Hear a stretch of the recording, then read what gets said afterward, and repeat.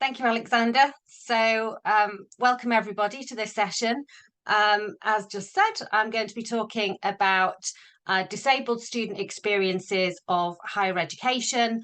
And this was work conducted with two undergraduate students, Emily and Beth. So I want to thank them for their contribution. They are also co-authors on the paper, which has recently been published in Disability and Society, if you want to look at this in a little bit more detail. So we undertook this project because clearly disabled students are disadvantaged compared to their non-disabled peers, and that occurs in a range of ways. So, for example, the additional time it might take to process information, non-accessible assignments, but also other demands, such as the additional energy it can take to travel into campus, to be on campus all day, and resources that are provided in a non-accessible format. Whilst we're talking generally about student experiences here, I do want to highlight, of course, that for some disciplines, there can be additional issues, for example, a requirement to conduct field research, or professional body requirements that can be problematic, for example, if they are requiring a particular percentage of attendance in lectures. So to mitigate some of these issues, clearly students can request accommodations. They are legally entitled to them, and those are often orchestrated through a Centre for Disability Studies. And they might be provided with a range of accommodations, such as additional time for examinations, and additional support through that process. And overall, those accommodations, it seems, do have a positive impact on the student experience and student outcomes, such as awarding rates, but it doesn't completely mitigate the disadvantages that they are experiencing, and it's not a straightforward process. To engage with disability services, it can be problematic, especially for those who do not have a formal diagnosis, have perhaps not had to self-advocate before, perhaps because it's been a parent or other person who has been able to do that before. And there are also personal issues associated with disclosing or sharing a disability. It can be distressing, and it can be quite confronting for people, especially if they have a condition which is especially stigmatized or misunderstood. And because of those issues, it's really important that all those practicing in education or creating policy understand all of those issues and the complexity of that student experience. So for this study, we actually undertook an approach of analysing online forum posts. So we did this through the Reddit platform, which allows users to discuss a range of topics in various subreddits, for example, focused on education or teaching. And they are particularly beneficial for people who want to talk about a subject quite openly and anonymously that might otherwise be stigmatizing. It's also very helpful, perhaps, if you are, let's say, geographically isolated, or there are other barriers to perhaps face-to-face communication. So it allows people to discuss these in a really open way. And importantly, it then provides a researcher looking at these topics to identify the issues that are important to the students themselves, rather than the researcher coming in with a predetermined agenda of what they think is going to be most important to the students.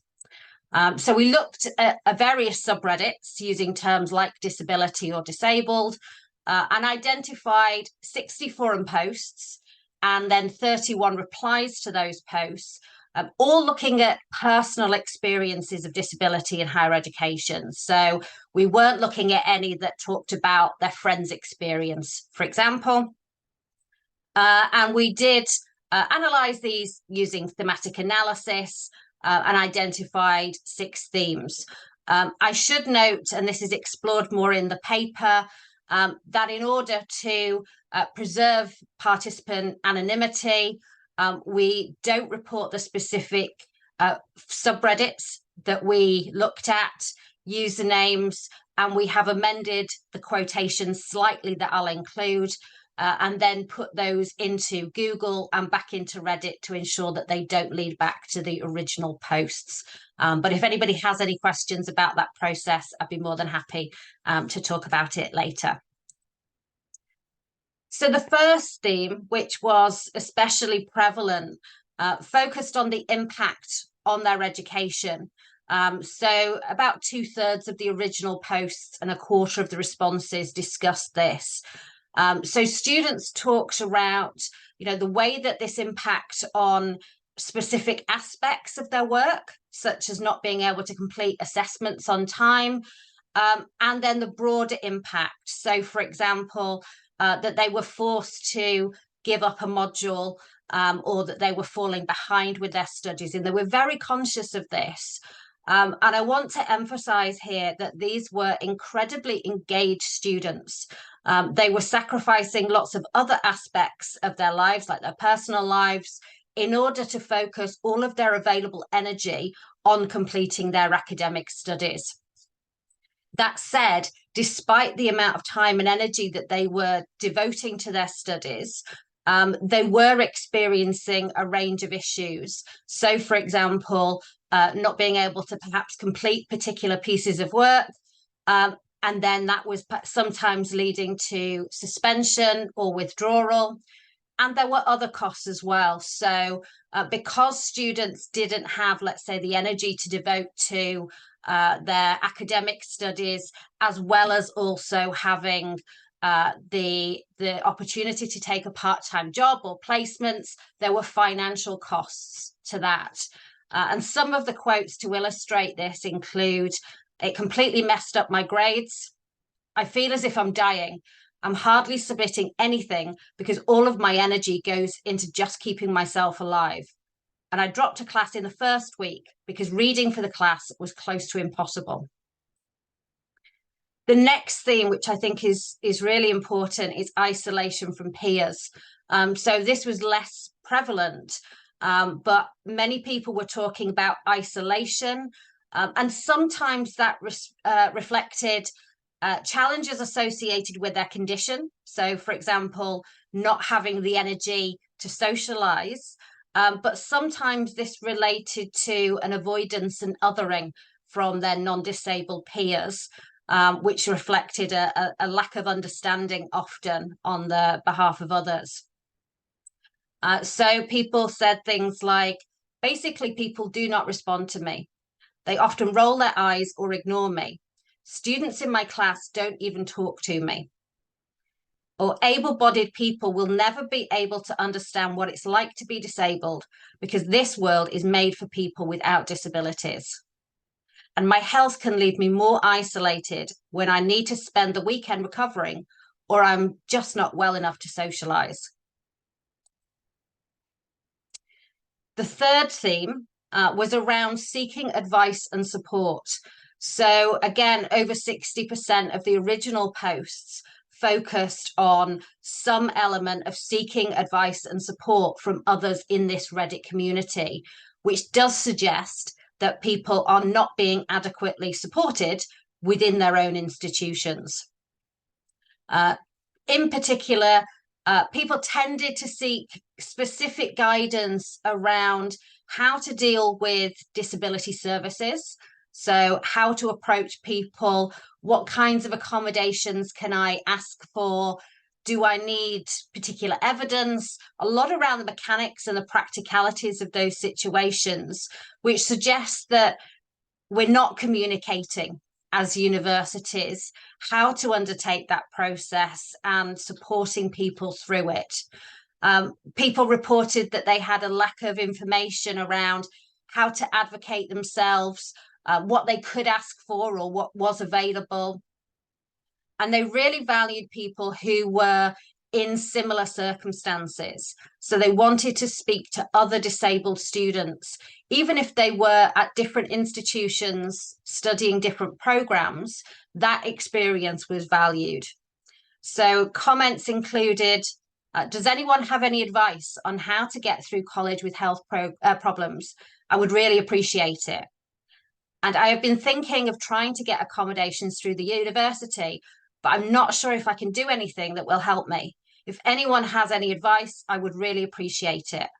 And has anyone else had a similar experience with this kind of thing? So it's a very explicit requesting support and advice from others. The next theme was around barriers to assistance and accommodation. So almost half of the original posts highlighted this. And often there were practical issues around the length of time to arrange the accommodations, or not being allowed to receive the support that they requested. So often it was associated with the financial cost of letters from medical practitioners or the time that was required to get that evidence, but also being told that they couldn't have the accommodation because academics wouldn't allow it, or academics wouldn't engage with that type of adjustment. And so students were often unsure what they could be requesting and what was available. And sometimes when these accommodations were actually provided, students didn't want to use them because they were worried about how it might impact almost on their academic reputation. They were worried that the professors would have less respect for them or perceive them to be less capable. So comments like, they are refusing to do it, saying that professors don't want to and that classes aren't set up like that. Or I don't know what accommodations are available and what might actually be helpful. Or I'm worried that it might change the way professors think of me. The next theme was the impact of accommodations. So about a quarter of the original posts and the responses.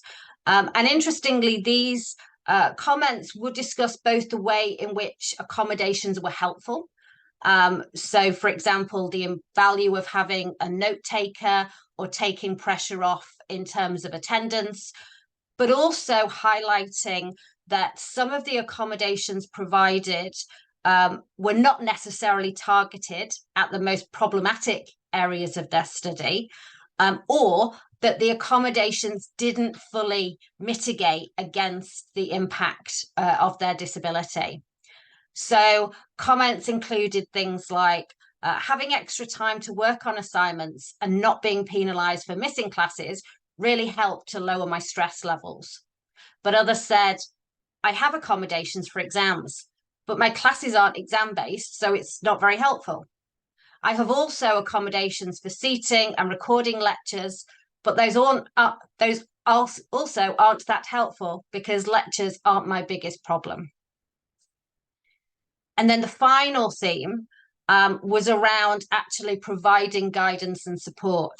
And so this wasn't evidence in the original 60 posts, but over 80% of the replies did include this very specific provision of guidance and support. So I felt it important to represent that.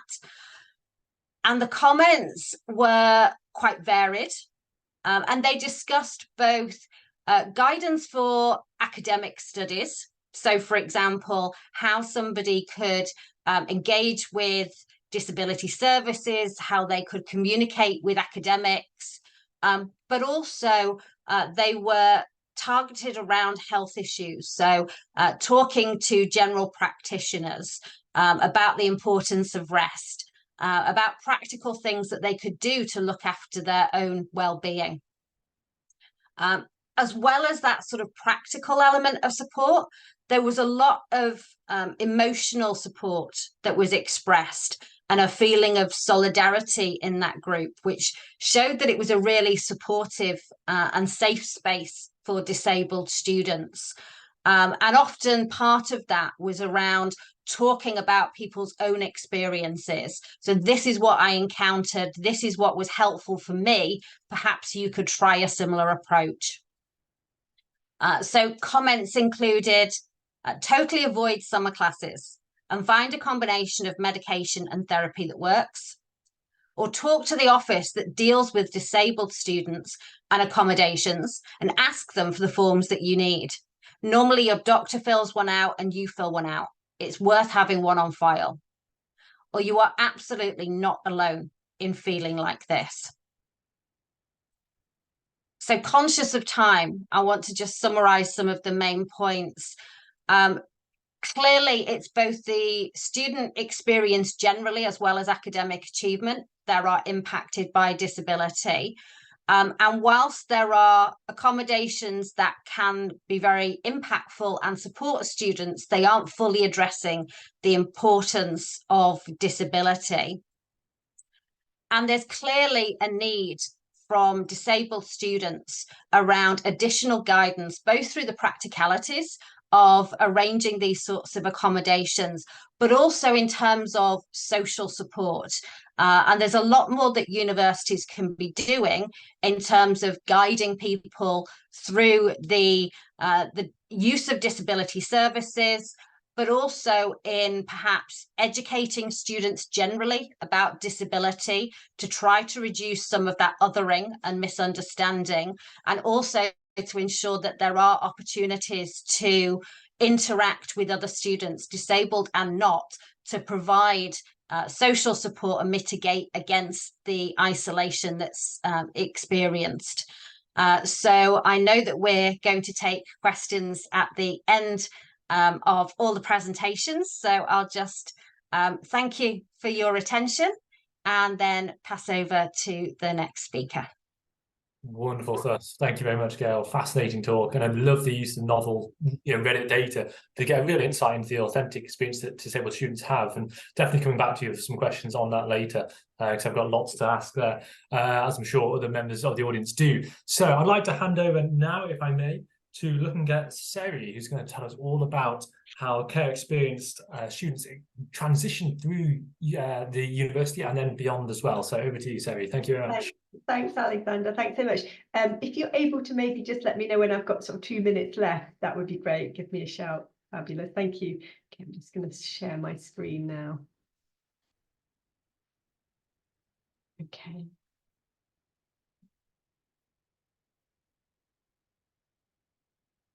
I hope everyone can see that. Fabulous. Okay, thanks, Alex.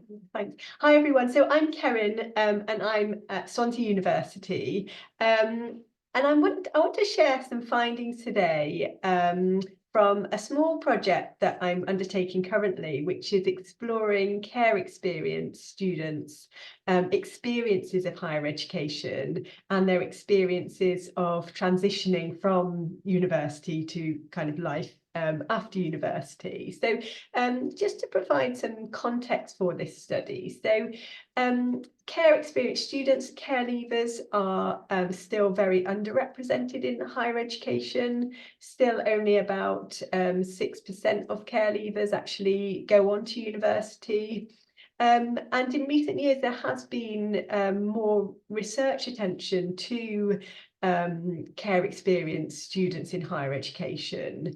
So there has been an interest in kind of understanding care experience students' experiences of university, but probably less so, I think, until apart from very recently, a focus on kind of their transitions from being students to kind of life after university. So I wanted to focus on both care experience students' experiences whilst they're at university, but also the transitions from students to graduates. So I'm going to share some of my findings from my project today.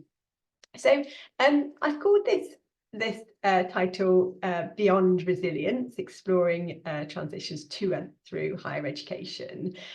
So why have I called it Beyond Resilience? So in recent years, there has been this kind of research focus on care experience students, and much of this research has tried to understand what explains why some care experience students and young people in schools do very well educationally. So what explains why some young people in care do well educationally and you know, finish schools with good levels of qualifications, and why some care leavers go on to university. And some of this research has used the concept of resilience to explain this, has kind of indicated that those young people who do make it to university are in some ways exceptionally resilient and self-reliant and determined. So I was quite interested in this concept, and I wanted to think about the extent to which this is a valuable concept, and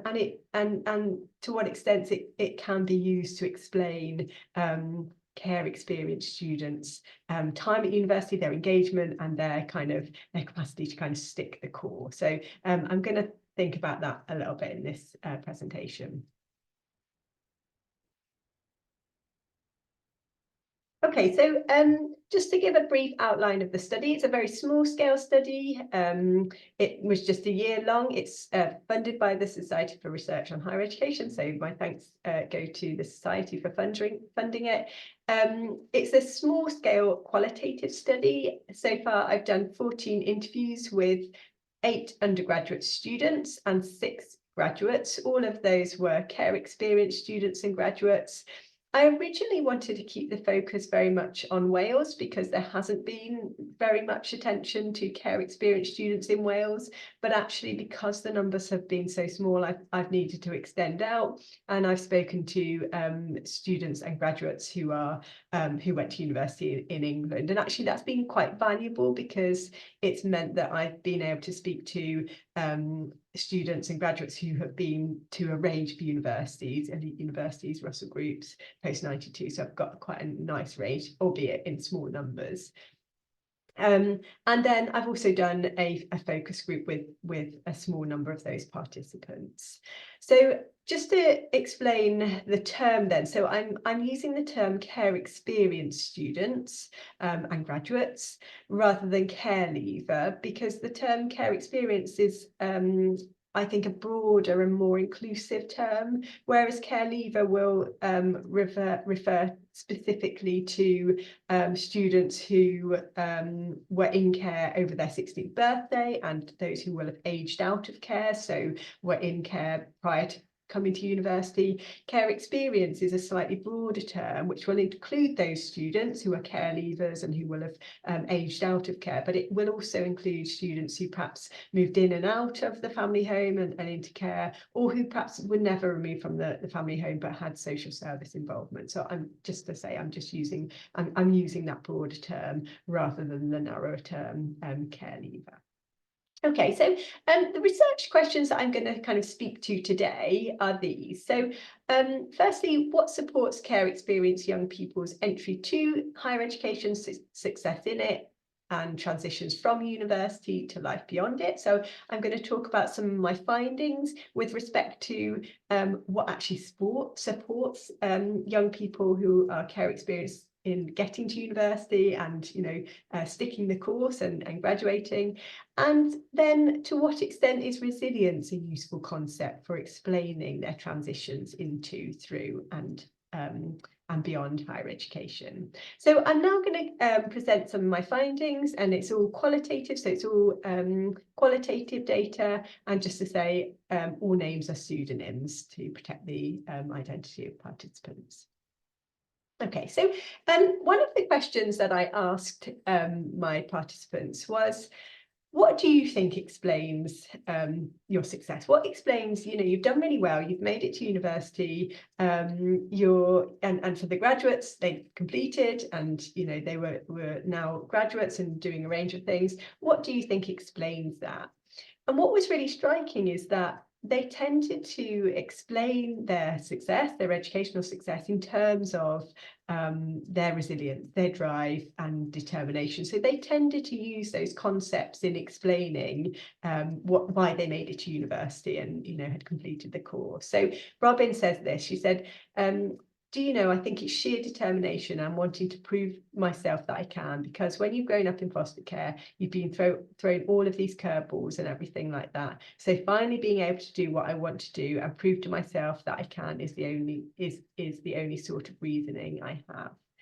And similarly, Laura, who was she was a mature student, she very much explained, she used the concept of resilience to explain her, how she made it to university, and she was doing very well. She was on target for a first in her degree. So she said, it's down to me. People often comment on my resilience and my ability to sort of overcome and not let things affect me and impact on me, and still be able to carry on and doing really well and all the rest of it.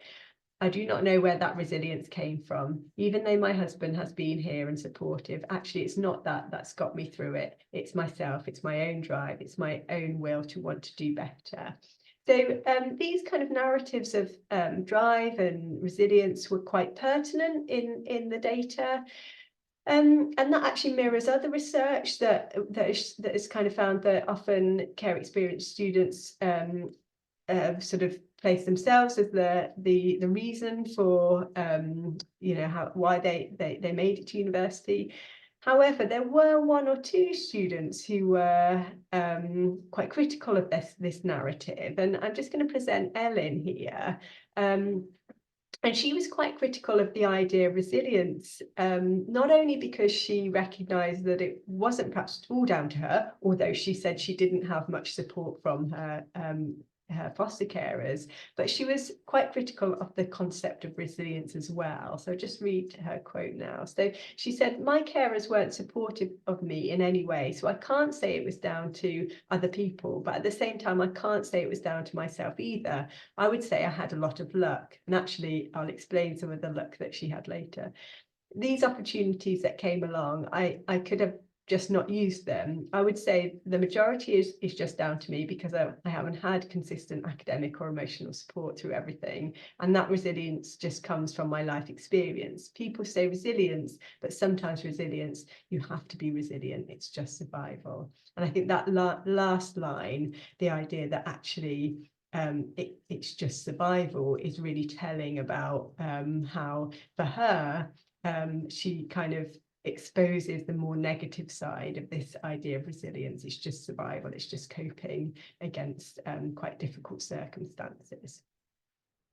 Okay, so in terms of supporting my participants' sort of entry into university, I wanted to try and understand, what helped them kind of get to university in the first place. So perhaps one of the most striking themes to emerge from the data was one around learning identities and prior educational experiences. So what had kind of really emerged was that many of the participants that I spoke to had actually done very well educationally before coming to university. They enjoyed learning, they spoke very positively about it, and they had a very kind of positive learning identity. They had a sense of themselves as being academic, and this not only kind of supported their entry into university, but it seemed to support their engagement in their studies whilst there. They saw themselves as academic,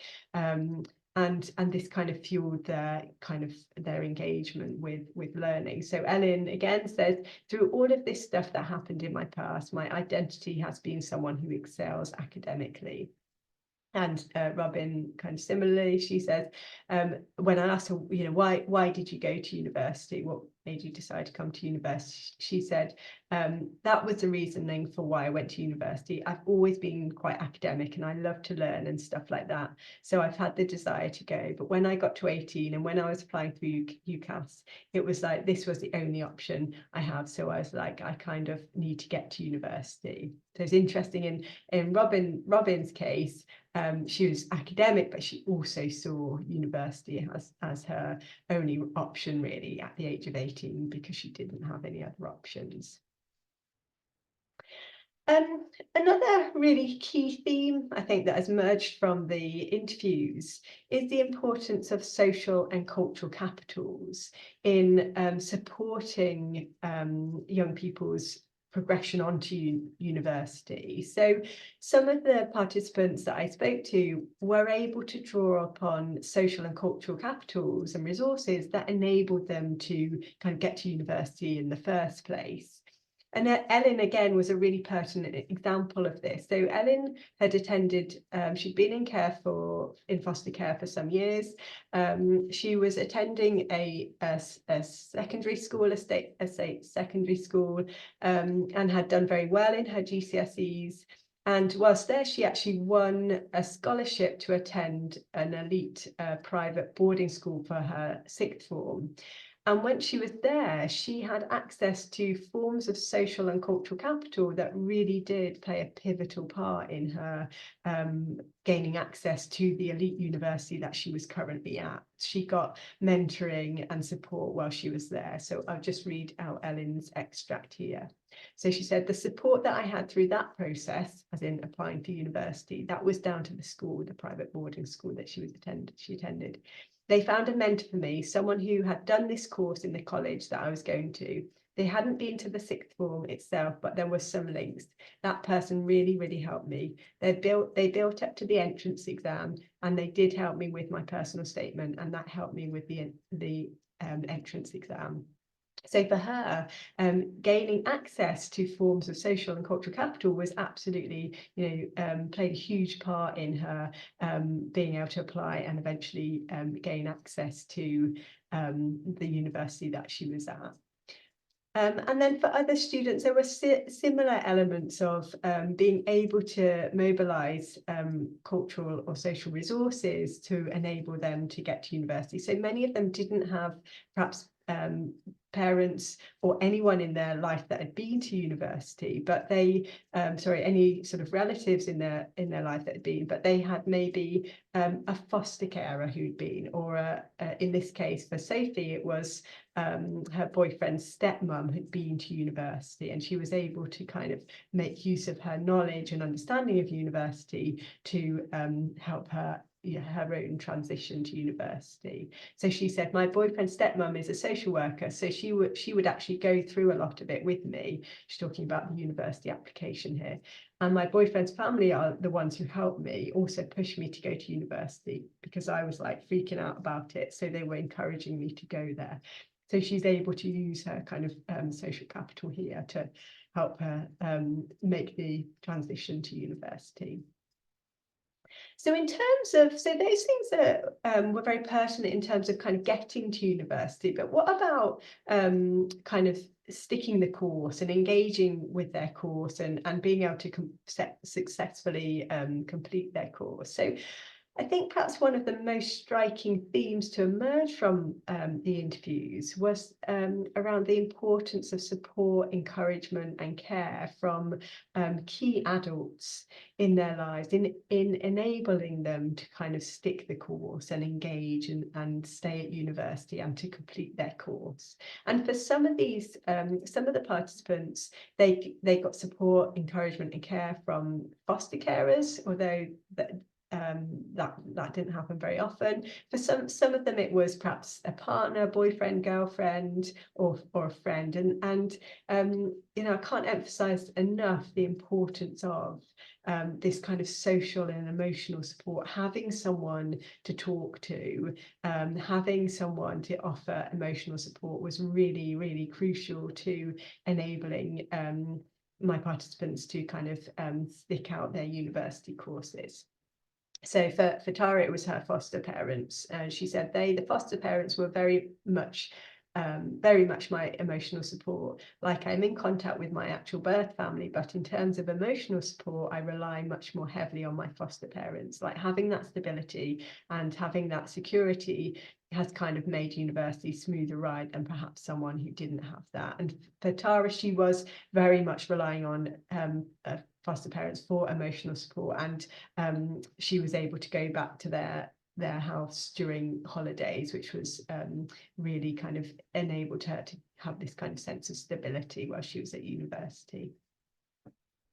For others, they didn't have necessarily foster carers or many people that they could rely on for kind of emotional and social support. So for some of the participants I spoke to, it was lecturers or academics, people who taught them, that they kind of turned to gain this sort of this support. And for someone like Robin, it was her university lecturer who was that source of emotional support. So she said, I had a really good relationship with one of my film lecturers, but emotionally there wasn't that much support at university. So I built a relationship with one of my film lecturers, and she literally was there if I ever had sort of any issues or struggles. So for her, she was turning to lecturers as the point of the person to kind of give her that emotional and social support. And it was really striking how crucial this was, where participants talked about where relationships with key people in their life had broken down and the impact this actually had on their engagement in their studies. So one of my participants was in a long-term relationship.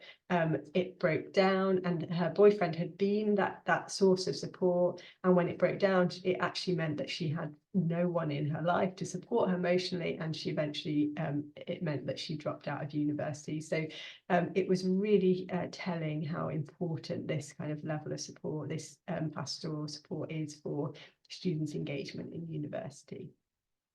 Okay, so back to this my question about resilience and the usefulness of this concept. So to kind of wrap things up then, I think that we can recognise the determination and drive shown by these young people. And I think it's really important to recognise this. You know, the young people who took part in my research showed extraordinary levels of drive and determination to get to university and to stick the course up against lots of challenges that they face. So I think we can recognise this. However, I do think we need to acknowledge the role played by wider social context, so educational and social context in young people's transitions to higher education, but also their experiences of it. And those contexts include things like their experience of education before going to university, their learning identities, the capitals and resources they can draw on, and the presence of supportive adults. But I do think there are some problems with the concept of resilience. I do think that it actually provides limited opportunity for explaining and understanding outcomes that are deeply patterned by wider social circumstances and structures. You know, the fact that only such a small proportion of care leavers actually make it to university suggests that patterns of participation are structured by social structures, and therefore I don't think we can rely on a very individualistic and individualizing concept like resilience to explain those wider patterns. So I do think it's limited in terms of its capacity to explain patterns of participation in higher education. I also think it's problematic because it does place responsibility on the individual for their outcomes and directs attention away from those wider structures. It kind of says, well, if that person can do it, that person makes it to university and is successful in university, you know, why can't other care experienced students do the same? So I think it does place responsibility and blames others for not being so successful. And I do think actually resilience could actually in some cases be considered as really just surviving. And should we really be celebrating where students are just about surviving and coping? University shouldn't just be about surviving, it should be about thriving. So often I think it might be wrapped up in this term of resilience when it's really just kind of just about surviving in university. So just to finish then, we are at time, unfortunately, Sarah. So okay. could you quickly finish up? Yeah, I'll finish up. So just very quickly, so I do think we need to recognise what lies beneath resilience and look at those deeper structural inequalities.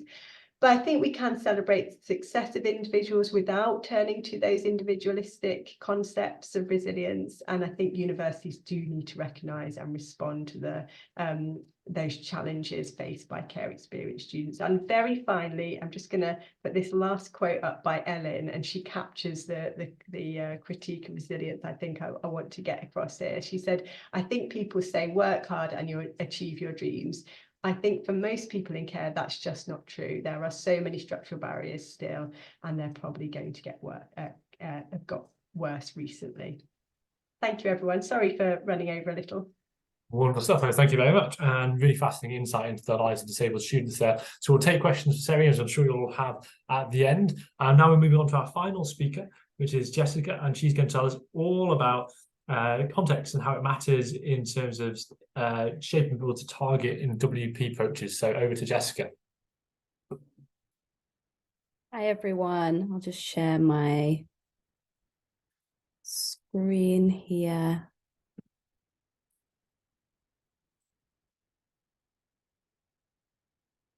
Okay. Oh, it's always a bit disconcerting that you can't see what other people are seeing, isn't it, guys? Hopefully you can see my presentation screen there. Hi, welcome everyone. Thanks for coming along to my talk today. I'm going to be presenting on some research that I did in 2020, looking at how different contextual factors shape the enactment of policy around targeting and target groups in widening participation outreach work. So something I wanted to mention up top today, this presentation relates to a work in progress journal article and an idea which is still quite rough. So I'd really love for the session to be formative in helping to shape the direction of the final paper. So I'm very keen to hear any comments as well as questions at the end. So very quick introduction to me and why I care about this topic. So my decision to look into this was influenced by my own experience working in widening participation for almost a decade. And this positionality as a kind of insider gave me a certain perspective on the research problem, which can be viewed as an asset in some ways, but also I had to be careful of the potential for an assumption of shared understanding between me and my participants to kind of creep into the research. It's also been shaped by my personal background as a first-generation student from a working-class family, which drew me to WP in the first place. And this turned out to be something I shared with a number of the participants in this study. And more recently, I've transitioned from working in HE professional services to completing a PhD. And returning to academia and being exposed to a lot more social theory has again shaped how I approach this research. In conducting the study, I drew upon a theoretical lens based in critical approaches to education policy analysis. And I wanted to touch on this first because I'm going to be using this phrase, policy enactment, and it's not a phrase that I personally was familiar with before I was into this research. So policy enactment refers to an alternative theorization of how policy gets done, which provides an alternative to traditional top-down linear models of policy implementation. And it's a perspective on policy that understands it as a multi-layered and messy process that involves struggle and negotiation between policy actors. And this theorization has come out of and enabled research which focuses on the dark corners in which policy is done on a daily basis. And key to this area of policy research is the idea that high-level policy is repeatedly interpreted and translated into local settings. And importantly, that the context of these settings plays a significant role in determining how policy is enacted. So there's a substantial body of work examining and theorizing policy enactment in secondary schools, which can be usefully applied into WP. And as others have noted, when we think about the process of policy enactment in WP, practitioners occupy a position similar to teachers in the context of schools. And one study that's been particularly instructive for me is a research paper from 2011 by Braun, Ball, Maguire and Hoskins, in which they aimed to provide a grounded exploration of the localized nature of policy actions that is more real and realistic than often assumed by policymaking. In this paper, they develop a 4-element framework for understanding contextual factors that shape policy enactment. And I provided this here with some corresponding examples from WP, which are a little different to the school setting in some cases. Now, previously, I've published a paper on the situated and external contexts that shape policy enactment on targeting. Today, I'm focusing on professional and material context, although I can already tell I'm not going to have enough time. So I'm going to focus on the professional context, which I think is the most interesting element. So very briefly, why look into this area? Well, widening participation has been a prominent feature of the HE policy landscape for kind of over 20 years now. And as part of this agenda, HE institutions are directed to target activity at disadvantaged and underrepresented groups, kind of in order for this policy to be effective. And staff working in WP departments, who are commonly referred to as WP practitioners, have been subject to shifting messages about the aims of WP and the conception of who constitutes a WP target group. It's kind of reconfigured over time. And while policies put in place parameters for action, they seldom dictate practice. So that means the specifics of how to go about putting targeting into practice have been left to the institutions and the staff working within them to deliver this agenda. Yet much like teachers in schools, WP practitioners are often bleached out of the policy enactment process, yet they occupy a unique kind of on-the-ground position from which to understand how policy is being done. So relatively little is understood about the processes of policy interpretation and translation taking place in university WP departments when it comes to targeting and the role of WP practitioners within that as policy actors, although there is more on this since I originally conducted this research. And for me, this matters because the choices made about how to interpret a policy of targeting underrepresented groups ultimately determines who is included and who is excluded from participating in potentially life-changing WP initiatives. So the research questions that were used in the original piece of research that this paper's from were, how do different contextual factors shape the enactment of targeting policy in university WP departments? And what implications do these contextualized interpretations have for the selection of target groups and which individuals are ultimately included or excluded from WP activity? So a super whistle-stop tour. There's not, it's relatively under-researched, this area, but there is a small body of evidence that can usefully inform this study. These studies have tended to find that universities reinforce their position in the HE market through their response to WP policy, shoring up their image as a kind of academically elite or socially inclusive mainly. And they've also indicated that institutions enact policy in a highly contextualized way, which takes into account context, including historical, geographical, and material factors, as well as institutional culture. And another relevant strand of research has highlighted some of the challenges of translating national policy into practice when it comes to targeting and target groups, especially around race as a targeting dimension and the specific target group, white working class boys. And although not super common, a few studies have drawn on the insights of practitioners who are situated on the ground. And these have emphasized kind of the role of personal values and past experiences in this process and the kind of identity work that this involves. So the study, very briefly, given the kind of multi-layered messiness of policy enactment, I opted for a qualitative design for this study.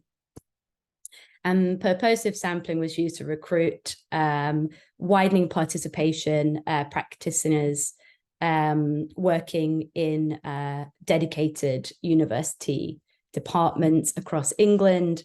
And data was collected through semi-structured interviews over Zoom in June 2020. Now, as a reminder, the context of this was we were still in the first national COVID-19 lockdown, and it was also the height of the BLM protests, which I think did have a bearing on both my ability to recruit, which was very good. It was very positive, and also I think in some cases how people responded because of what was on their mind. And I used open-ended questioning to approach the issue of policy interpretation kind of indirectly, asking people about their jobs. And I asked specifically around these kind of targeting around these three dimensions of kind of social class, gender, and ethnicity. And ultimately, I interviewed 19 WP practitioners from a range of level through from assistants through to heads of departments. Around 80% of them were white British, and about 75% were women. And they identified as coming from a range of social class backgrounds. I asked people about kind of their families, socioeconomic situation when they were growing up, and there were more people described themselves as coming from kind of a working class background or socially deprived background than straightforwardly middle class in my sample. They were spread across 18 institutions across England, who were roughly divided between kind of the post-92, pre-92 split, with one small specialist performing arts institution in the mix. Now, so kind of the first finding, and it was, reflects the literature that there is, was that in all different kinds of institutions and job roles, almost all practitioners shaped targeting in some way. However, practitioner degree of agency in the enactment of targeting policy was mediated by a number of factors. So the size and the resources available to the WP department, the level and nature of their position, and the kind of skills and experience they had related to targeting. So things like skills in data analysis or knowledge of the policy landscape. Now, in smaller WP teams, which were most often associated with kind of newer universities who already have very socially diverse student intakes, practitioners are often called upon to wear many hats. And this often gave them more opportunities to engage with shaping policy enactment. While this wasn't the case, what you tended to find in the older universities with the much larger WP teams have kind of further to go on access inequalities, the dedicated evaluation roles in these departments seem to be highly influential as policy actors when it came to targeting, influencing targeting approaches and identifying target groups. These roles were the kind of producers of the interpretations of interpretations, so translating national policy into the kinds of texts that are actually consumed in the local settings. And overall, it was unusual for practitioners to describe themselves as kind of straightforward implementators with like no agency in the process.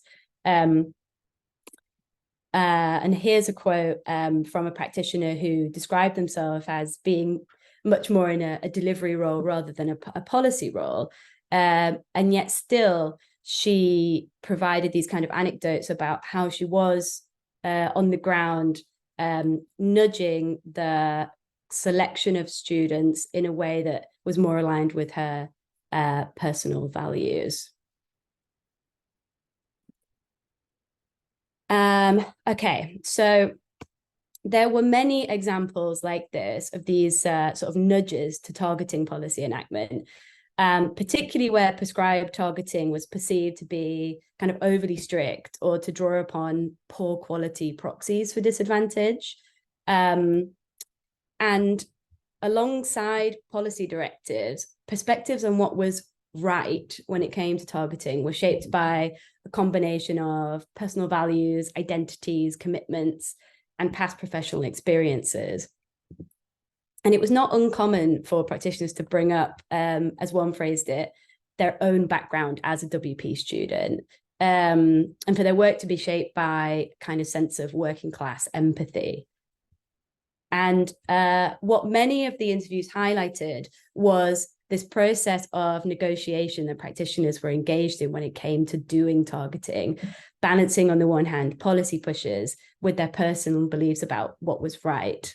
So in quote one, for example, a practitioner at a pre-92 institution described kind of balancing targeting that was reportable in the way that it needed to be in relation to indicators like Polar 4, with their own views on effective targeting, which was much more around kind of a belief in individual indicators and the sense that kind of as a practitioner, I'd rather the right people got the right support. So in other ways, the professional context of practitioners appeared to have been shaped by the experiences of working in WP and the kind of practical considerations of the job. And one way this came through in the interviews was the idea that targeting needed to take into account participant enthusiasm and that participants shouldn't be forced to take part in WP activities. And in this quote, kind of, we've had it in the past where students have been brought to the uni, you can tell they're not engaged and it's not fair on them, the staff, the event. And for me, these findings brought to mind John Rainford's recent work, which classified WP practitioner approaches to policy enactment as located along two continua from sort of focused on the needs of the institution to more focused on the needs of the individuals they're working with, and more compliant to more transgressive. And there were different examples of how WP practitioners shaped targeting practice when it came to, oh, sorry, I can't type, I'm getting, 5 minutes, yeah, cool. Targeting practice to better fit with their identities and commitments.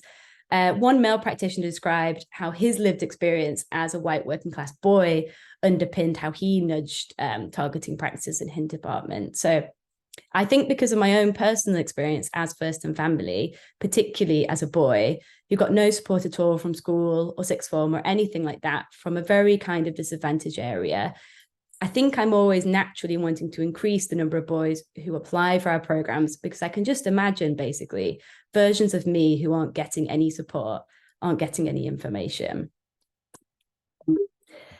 And similarly, oh, my slide doesn't want to move along here, guys. Here we go. Similarly, this was a quote from a practitioner in a London-based small specialist performing arts institution. And in the interview, she mentioned feeling like she stood out for being a working class person and having a regional accent. And she managed to kind of successfully lobby the institution to change what she felt was its London-centric catchment area for outreach.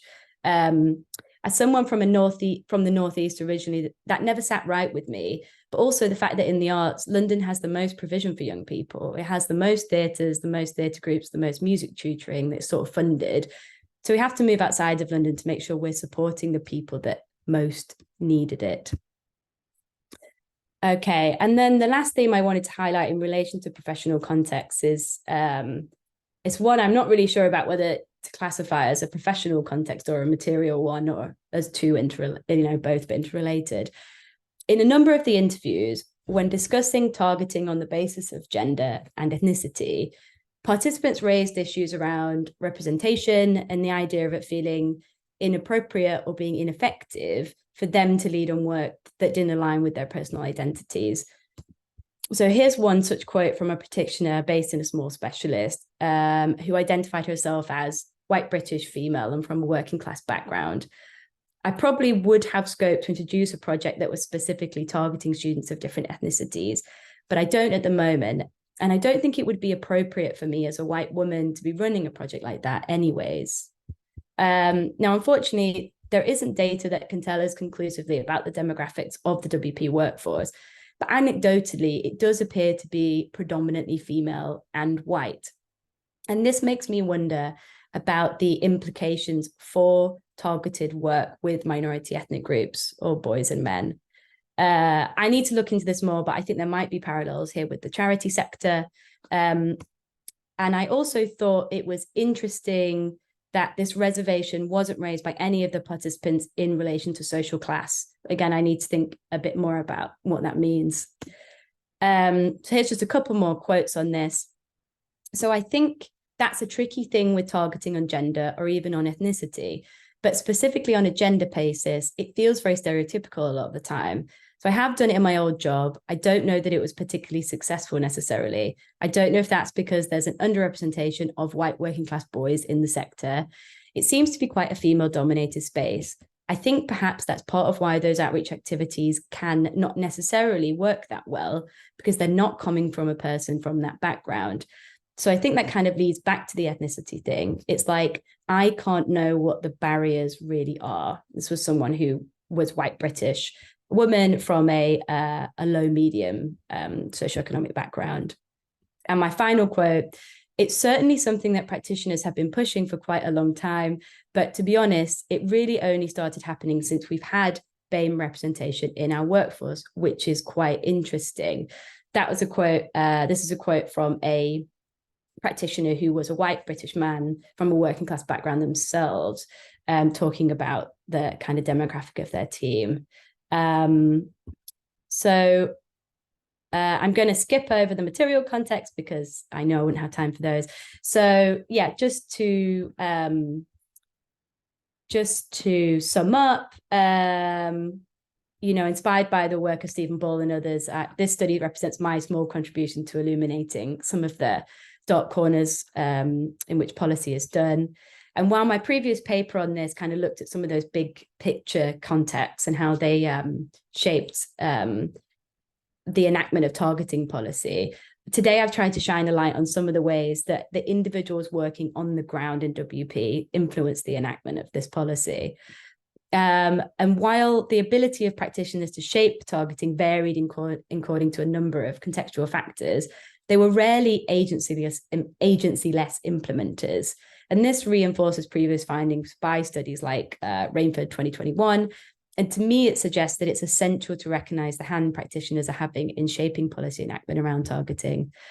Oh, and another key, sorry, guys. Another key finding for me is this apparent hesitance to drive forward targeting on the basis of ethnicity or gender when not aligned with the practitioner's own experience. A sense that one must have lived experience of being in a group in order to target that group, and what the implications of this might be for a workforce that appears to be predominantly white and female. That's all from me today. Thanks for listening. Really keen to hear any questions, comments, feedback of any kind. And I'll stop sharing. Thanks very much. Wonderful stuff. Thank you, Jessica. Really interesting insight into the world of WP there and some of the barriers that you face. I just want to open the floor now to questions for our three speakers. We've got Gail, Seren, and Jessica. And I'm going to kick off just to give everyone a bit of time to think. Actually, then Manny's got a hand up. So Manny, would you like to kick off with your question, please?